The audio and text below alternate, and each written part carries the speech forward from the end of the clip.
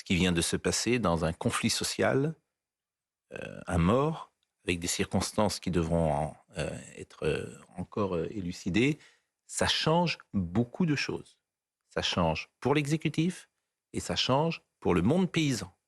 C'est quelque chose, il y a un avant et un après. Nous sommes d'accord. Bien sûr, absolument. Il y a quelque chose de dramatique, désormais, avec la mort, en plus de quelqu'un qui était de la FNSEA. Une femme de la FNSEA, et dont apparemment, c'est ce que dit le président de la FNSEA, oui. Il y avait aussi son mari et un enfant qui sont en urgence absolue. Donc là, on vient de basculer dans autre chose. Donc j'imagine que M. Attal sera peut-être sur place ces prochaines heures, parce que chaque geste qui sera fait au niveau de l'État sera regardé à la loupe. Et je rappelle qu'hier, en conférence de presse, Gérald Darmanin a annoncé qu'il n'interviendrait pas sur les blocages, qu'il laisserait les blocages se faire. Donc, forcément, la nature de, j'allais dire ce conflit, mais en tout cas de ce mouvement, a changé depuis ce matin. Déjà, le fait que Gabriel Attal soit seul au front, puisque Emmanuel Macron est en déplacement, déjà, ça, c'est quelque chose qui a du sens, qui est extrêmement symbolique, bien sûr. C'est un premier conflit, mais c'est un conflit qui devient tout d'un coup lourd. Bon. Et quand je vous disais tout à l'heure que ce monde paysan est moqué, qu'il est caricaturé, qu'il est méprisé, je vois que Madame Rousseau, Sandrine Rousseau, le sujet, c'est le réchauffement climatique, pas les normes, a-t-elle dit il y a quelques heures. Donc ces gens mettent le monde paysan par terre, avec la complicité de l'espace médiatique et de ces bobos qui ne sont jamais sortis de Paris et qui donnent des leçons aux paysans. Alors, c'est ça la réalité. Ce qu'il faut dire aussi, juste au passage, puis après on reviendra spécifiquement à ce qui se passe aujourd'hui en France, c'est que ce problème est un problème qui aujourd'hui est perçu à l'échelle européenne. C'est-à-dire qu'il y a beaucoup de gens qui vont vous dire « oui, mais ça, c'est franco-français, c'est la France ceci, c'est la France cela qui agit ». Non, pas du tout. Au niveau européen, on a des problématiques. En Espagne, c'est extrêmement dramatique. Et les Espagnols, eux-mêmes, apportent des réponses. Comme par exemple le fait d'avoir un accompagnement tellement les normes administratives sont... Aux Pays-Bas, je rappelle, et Vincent Hervouet pourrait confirmer, qu'il y a eu l'explosion de ce parti qui est parti paysan, qui a été créé juste en 2019 et qui a eu des élus. Donc c'est quelque chose qui n'est pas simplement franco-français, hein, c'est quelque chose qui est au niveau européen. Alors là, on va écouter un deuxième extrait de Arnaud Rousseau. Pour donner un exemple, les pêcheurs ne peuvent plus pêcher dans le golfe de Gascogne parce que sans doute une directive européenne les a empêchés. C'est une décision du Conseil d'État. C'est le Conseil d'État. C'est le Conseil d'État. Vous vous rendez compte? Et un arrêté du gouvernement. Vous vous rendez compte, le Conseil d'État, pour, paraît-il, protéger les dauphins. Mais que je sache, les pêcheurs ne pêchent pas de dauphins. Mais paraît-il... Dans les filets. Dans les filets. Mais des pêcheurs que j'ai entendus ont dit, moi j'ai pêché pendant 40 ans, j'ai jamais pris un dauphin de ma vie. Ça n'est jamais arrivé. Alors même que la filière pêche... Ça n'est jamais arrivé. Donc la folie de ces petits hommes gris qu'il faut arrêter. J'ai vu d'autres pêcheurs qui reconnaissaient que parfois dans leur filet, il pouvait y avoir un dauphin, même à l'arrêt. Il y avait des témoignages. Mais enfin, ce qu'il faut surtout dire, c'est que le gouvernement leur avait promis une dérogation s'ils utilisaient des moyens spécifiques, qu'ils s'équipaient de manière spécifique. Certains l'ont fait et n'ont pas la dérogation. Donc ils ont dépensé de l'argent pour s'équiper et ils doivent rester quand même. Mais si vous êtes pêcheur, pardonnez-moi, si c'est votre gagne-pain, mais bien sûr, mais vous devenez fou. Oui. Vous devenez fou face à ces gens-là qui ont mis le pays par terre. Vous devenez fou. Il y a déjà un contexte... Je ne peux pas dire autre chose, vous devenez fou. Il y a déjà un contexte qui est dramatique pour la filière pêche qui a battu en 2022 un record de déficit commercial. Donc ça se grève dans un contexte qui est extrêmement douloureux. Et par ailleurs, le gouvernement avait pris un premier arrêté et c'est le Conseil d'État qui a estimé qu'il y avait trop de dérogations dans ce premier arrêté. Donc encore une fois, on a la preuve d'une forme de gouvernement déjoué. Toutes ces associations écologiques, minoritaires, les WWF, toutes ces associations en permanence qui pointent du doigt ce monde agricole, qui veulent nous faire manger de l'herbe et du tofu, qui refusent tout. Le quinoa. Ou le quinoa. Et l'indemnisation n'est pas à 100% pour les pêcheurs. Et ces gens sur toutes les antennes peuvent expliquer que le monde va mourir si on ne prend pas les décisions que eux veulent. Je précise que l'interdiction devrait se reproduire normalement en 2025 et 2026. Et les écologistes demandent que ça se prolonge, que ça ne dure pas qu'un mois. Alors écoutons Monsieur Rousseau sur les blocages et la contagion possible. On a maintenant le retour de l'ensemble du terrain qui nous annonce des blocages qui vont s'échelonner tout au long de la semaine de manière continue ou sporadique en fonction des endroits. Il n'y a pas un seul département, Pauline de Malherbe, qui aujourd'hui ne va pas rentrer en action. Les choses vont se faire de manière cadencée pour continuer à montrer que ça n'est pas juste un coup de fièvre, comme j'ai pu le lire ou l'entendre, mais bien un sujet de fond. Bon, il y a quelque chose, moi, qui me rappelle un peu la colère des Gilets jaunes. Complètement. Et c'est pour ça avec des profils comparables. Je parle du début de la colère des Gilets jaunes. Après, oui, des vrais, comme vous dites, Charlotte. Non, mais exactement. En tout cas, sur la profondeur de la colère et sur le fait que une partie du monde médiatique et politique découvre cette colère aujourd'hui et est obligée d'essayer de la décrypter. C'était la même chose au moment des Gilets jaunes, où tout le monde se demandait pendant les premiers jours, mais qui sont les Gilets jaunes ? Voilà, c'était une vraie question, il fallait travailler pour essayer de savoir qui étaient ces gens. Là, c'est un peu pareil. Et on comprend, se dessine dans leurs revendications un modèle qui s'est mis en place. Ils ont alerté, mais ça fait des années et des années que les agriculteurs expliquent que le modèle ne peut pas tenir. Le modèle ça fait 1000 ans à peu près, quand même. Oui, non, mais là, le modèle, il n'a pas 1000 ans. Le modèle d'un consommateur qui doit payer toujours moins cher, avec des accords de libre-échange, une décroissance imposée en France et des normes imposées en France qui ne sont pas imposées à ceux qui peuvent importer et des droits de douane qui s'affaiblissent même vis-à-vis de l'Ukraine. Là, le modèle, il est explosif. C'est impossible que nos agriculteurs s'en sortent. Et en plus, pèse sur eux, en effet, vous avez raison, pèse sur eux une espèce de charge morale de la planète vous dit merci, quoi. En gros, c'est vraiment ça. La planète vous dit merci à vous, paysans, qui font déjà des efforts inimaginables par rapport à certains produits que nous importons et que nous consommons moins cher. Ce modèle-là, il ne peut pas tenir sur le dos de nos agriculteurs. C'est impossible. Le fait que nous soyons dans un élément qui est, Charlotte a raison, qui est là pour le coup, qui est extraordinaire, c'est que sur le terrain, tous les syndicats paysans, Confédération paysanne, FNSEA, Fédération paysanne, tout le monde est uni. Non, pour le coup. C'est pas vrai du tout. Vous écoutez les gens sur les blocages, on les écoute depuis 24 heures. Ils sont en rupture avec la FNSEA. Ils disent que la FNSEA ne les représente pas et qu'ils sont trop mous. La FNSEA. Je vous assure, il y a une rupture avec la FNSEA. Mais regarde maintenant, la FNSEA est suit maintenant. Justement, ils sont divisés.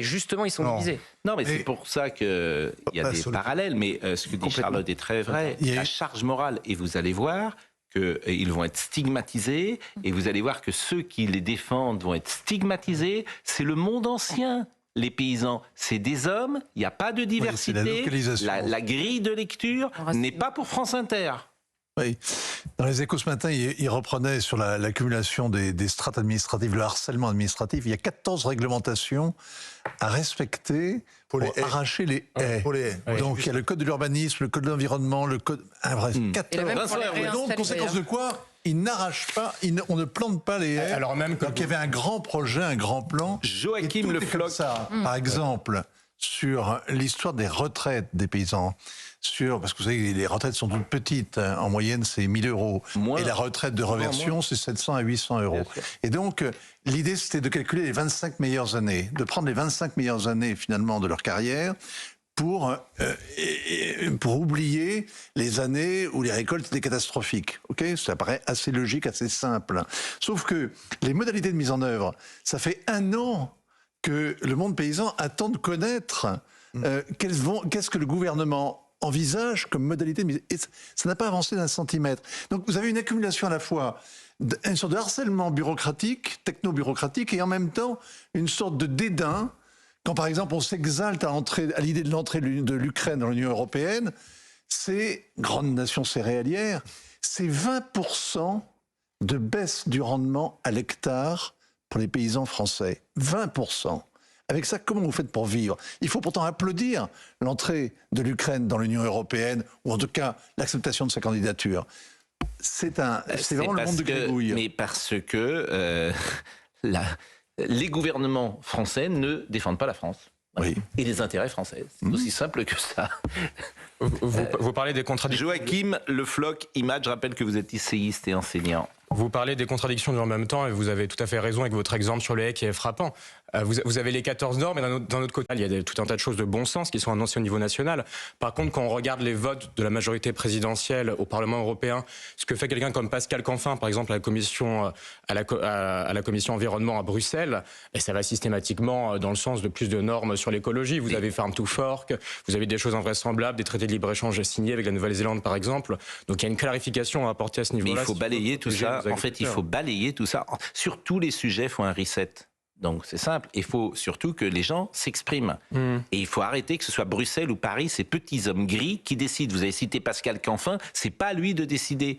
Personne n'a voté pour lui. Bien sûr. Il ne représente pas... Des gens ont voté pour lui, il est eurodéputé. Oui. Mais sur liste. Sur liste. Sur liste, oui, bah oui. Sur liste, mais bon. Les gens qui ont voté Nathalie Loiseau, elle est arrivée deuxième. Oui, mais ce que je veux dire, c'est que sur ces sujets-là, Madame Rousseau, elle est ultra minoritaire. J'en ai assez de les entendre, puisqu'ils ne représentent personne, sauf dans l'espace médiatique. Quand les gens votent Emmanuel Macron en 2022 à la présidentielle, ils votent pas pour le programme écologique de Pascal Canfin. Donc si vous voulez tuer les paysans, vous ne feriez pas autrement. C'est justement parce que les paysans sont majoritaires dans le pays, sont soutenus. Bien sûr. sûr. Une vraie vague d'empathie que Gérald Darmanin fait le choix de ne pas intervenir. Il a raison d'ailleurs. Il y a une centrale nucléaire qui est bloquée dans le Tarn-et-Garonne par des tracteurs. Je peux vous dire que si ça avait été un blocage de la CGT, ça fait longtemps qu'il aurait été débloqué. Mais Sainte-Soline, c'est un exemple très intéressant. Les bassines, ça peut aider les paysans. Et vous avez les antifas, vous avez tous ces militants écologistes, etc., qui s'opposent au modèle paysan. Et les politiques... sur la 64, ça serait débloqué aussi. Et les politiques, par un manque de courage total,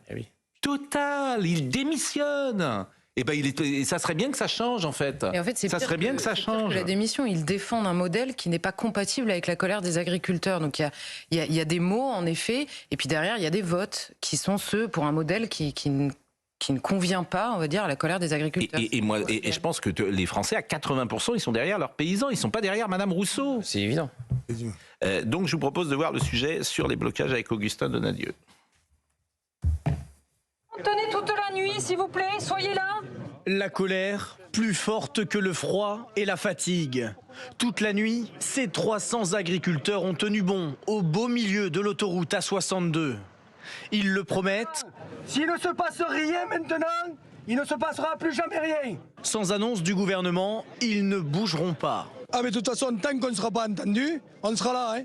Donc, il y a un moment donné, il faut qu'on soit entendu. Hein. Ah, demain, ça va être une très grosse journée. Aujourd'hui, c'est de la rigolade. C'est demain où ça va bouger. Dès ce matin, les exploitants agricoles vont intensifier leurs actions. Ils vont se rendre devant les administrations publiques, la mutualité sociale agricole ou encore les banques. En attendant, pour tenir toute la nuit, chacun a pu compter sur la solidarité des campagnes. Une solidarité aussi dans la protestation entre exploitants et sous-traitants. Une exploitation agricole, elle permet de faire vivre toute une activité économique qui est liée aux marchands de matériel agricole, aux coopératives, aux filières de fourniture et d'approvisionnement de matériel. Les agriculteurs laisseront leurs 200 tracteurs positionnés sur l'autoroute A62 encore plusieurs jours, jusqu'à obtenir des solutions du gouvernement. Alors vous savez que CNews avait retourné hier son slogan et on salue évidemment tous ces paysans. Je sais d'ailleurs qu'il y a des catégories qui sont peu soutenues dans l'espace médiatique. Les policiers en font partie, les agriculteurs en font partie. La grille de lecture ne correspond pas à l'espace médiatique. Donc je les salue, tous ces paysans et tous ces gens que nous faisons témoigner. Je disais tout à l'heure, ils n'ont pas 5 semaines de congés payés, ils ne travaillent pas 35 heures par semaine. Ils ont des valeurs de travail, de solidarité, d'humanité, de travailler parfois en famille dans des conditions extrêmement difficiles. Et je vous propose d'écouter un vendeur de matériel agricole qui s'est exprimé sur justement les soutiens dans l'espace médiatique. CNews a tourné son logo, c'est une bonne chose. Ça prouve qu'ils sont solidaires de la profession agricole à ce niveau-là. Je dis merci à CNews. Oui. Et je les soutiens parce que régulièrement, tous les jours, tous les matins, je passe un moment devant leur journal et ça me fait bien plaisir de les voir et de les soutenir à mon tour. Quand il y a des situations de crise, les agriculteurs répondent toujours présents, quelle que soit la problématique liée aux situations de crise. S'il y a besoin, ils répondront présents. Et aujourd'hui, ils ont besoin d'être soutenus par la population française entière. Bon, je pense que Gabriel Attal a pris la mesure hier. Il y a eu une réunion importante. J'ai eu le sentiment que ceux qui sortaient avaient oui, l'impression d'avoir été entendu ou écouté. Parce que justement, c'était la FNSEA, encore une fois, il y a une vraie rupture entre ceux qui bloquent et qui parfois ont des petites exploitations et les exploitations plus importantes représentées par la FNSEA. Donc effectivement, la FNSEA est sortie plutôt satisfaite de cette rencontre. Je ne suis pas sûr que si on interroge ce matin ceux qui bloquent et qui sont dans le froid depuis plusieurs jours, ils vous disent exactement la même chose que la FNSEA. Gabriel Attal, il gagne du temps. Il a dit « je vous annoncerai des solutions dans les jours à venir ». C'est typiquement pour gagner du temps. Non, mais l'exemple que donnait Vincent est signifiant. C'est-à-dire que pendant un an, cette suradministration ne fasse pas avancer un dossier, alors que, pour reprendre le mot de Pompidou, pardonnez-moi, elle les emmerde. Mais elle les emmerde à un niveau, les paysans, mais elle les emmerde, l'administration. C'est un scandale. J'ai cité l'exemple hier parce que je l'ai appris. Vous avez une propriété, vous avez des cours d'eau, il y a eu des inondations partout. Un paysan ne peut même pas enlever les branchages dans son cours d'eau. Mais dans quel cerveau malade dans quel cerveau malade ce règlement a-t-il été pondu? Aujourd'hui, je veux dire, alors on se moque de Trump. Trump, quand il est arrivé, il a fait un trait sur 4000 règlements. 4000. Donc, tant que vous ne ferez pas ça, et là, le président de la République, plutôt que de faire sa conférence l'autre jour, qu'ils disent, et Bruno Le Maire pareil, qu'ils disent, allez, on fait un trait de plume sur tout ça. On préfère dire que c'est de la faute de Poutine. On préfère dire que c'est de la faute de Poutine et du Rassemblement national. Donc, je veux dire, en fait, ce pays, il est invraisemblable. Et le problème numéro 1, c'est la suradministration. Non, alors, mais c'est pas question de droite. Mon voisin a complètement raison sur le fait il n'y a pas un monde paysan qui est totalement uni. Hein. Oui, bien sûr. Parce que le gars avec le gilet jaune qu'on voyait, c'est la coordination rurale. Ça, c'est plutôt la droite, et la Confédération paysanne sont plutôt les communistes. Puis vous avez effectivement la FNSEA qui a deux traditions toujours défendu davantage les gros céréaliers. C'est le MEDEF, oui, exactement. C'est les petits patrons. Ils ne sont pas représentés par le MEDEF, c'est exactement la même... Tout le monde n'a pas été reçu à Matignon hier. Le terrain, c'est quand même effectivement le harcèlement bureaucratique et toutes les normes effarantes. Mais vraiment, c'est effarant. C'est incroyable. Vraiment, la vie du paysan, il passe son temps à écrire ce qu'il a fait dans la journée, à remplir comme les policiers, d'ailleurs. Comme les policiers. C'est un truc absolument... Il y a deux suicides par semaine. Plus de temps comme les policiers. Et tout ça parce que les minorités actives ont fait un boulot depuis 15 ans que les politiques, par un manque de courage invraisemblable, ont écouté. Ces gens qui ne représentent personne. Sauf des minorités actives. Et aujourd'hui, pour un poulailler ou une porcherie, franchement, un paysan, il hésite à deux fois. Parce que non seulement il se prend arraché les règles administratives, mais ces règles administratives, elles sont changeantes. Et Gauthier Lebret le rappelait tout à l'heure, c'est-à-dire que contrairement à ce que l'on peut dire, les paysans, ils ont été extrêmement adaptables. C'est-à-dire, on leur a dit, évidemment, du bio, mais parce qu'ils bossent. Planter du maïs, ils ont planté du maïs. Mais parce qu'ils bossent, avec leur tracteur, évidemment, ils sont pas sur les plateaux de télévision. Où parlent tous ces gens-là, nous en faisons partie, bien sûr. Mais bien sûr, eux, ils bossent, ils sont dans leur champ de 6h du matin jusqu'à minuit. Et ils ont réduit les émissions de CO2 de 10%. Donc, évidemment, ils n'ont pas de relais. Et tout le monde les prend pour des imbéciles. Et on se fout de leur tête simplement quand ils cherchent l'amour. Bon, ben voilà, c'est bien le monde paysan tel qu'il est caricaturé dans le monde médiatique depuis je ne sais combien de temps. On se moque d'eux. On les prend pour des ploucs. C'est ça la vérité, vous le savez bien, vous parlez mal, vous sentez pas bon. Jean-Luc Thomas est avec nous. Jean-Luc, et alors c'est effectivement, il y a quelque chose qui est dramatique, nous le savons, et le conflit change complètement depuis ce matin, ce conflit social, ce mouvement social, parce qu'il y a eu un accident de la route, Jean-Luc Thomas, près d'un point de blocage qui a été mis en place par des agriculteurs dans le cadre d'une mobilisation et qui a causé le décès d'une femme. C'est ce qu'on a appris ce matin de la bouche d'Arnaud Rousseau, qui est le président de la FNSEA. Donc, est-ce que vous avez des circonstances, est-ce que vous pouvez nous apporter des informations nouvelles ? Eh bien écoutez, c'était ce matin aux environs de 5h45. Une voiture est allée vers le barrage qui était là, un barrage qui est mis en place depuis hier par les agriculteurs. C'est tout près de la voie rapide et de l'autoroute qui va vers Foix. Et pour une raison que l'on ne connaît pas encore, cette voiture dans laquelle il y avait un couple et un enfant, eh bien, a foncé sur ce barrage. Il y a un homme d'une quarantaine d'années qui est blessé, également une jeune fille qui est un petit peu moins de 20 ans qui est blessée, et puis il y a eu malheureusement un décès, c'est une femme de 30 ans.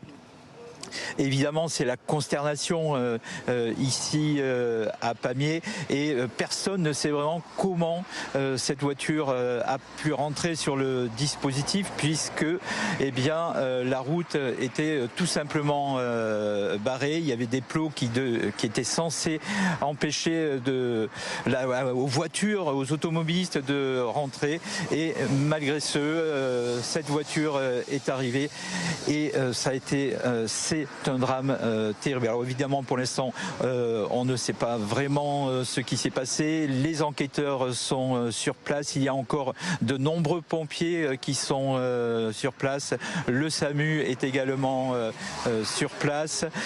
Le préfet aussi, le procureur donnera une conférence de presse un petit peu plus tard dans la matinée. Les 3 personnes qui étaient dans le véhicule fautif ont été interpellées, arrêtées par les policiers de Pamiers. Pour l'instant, voilà où est-ce que nous en sommes ici dans l'Ariège. Eh bien, merci beaucoup Jean-Luc Thomas. On va marquer évidemment une pause. On va saluer notre ami Thomas Hill d'Europe numéro 1.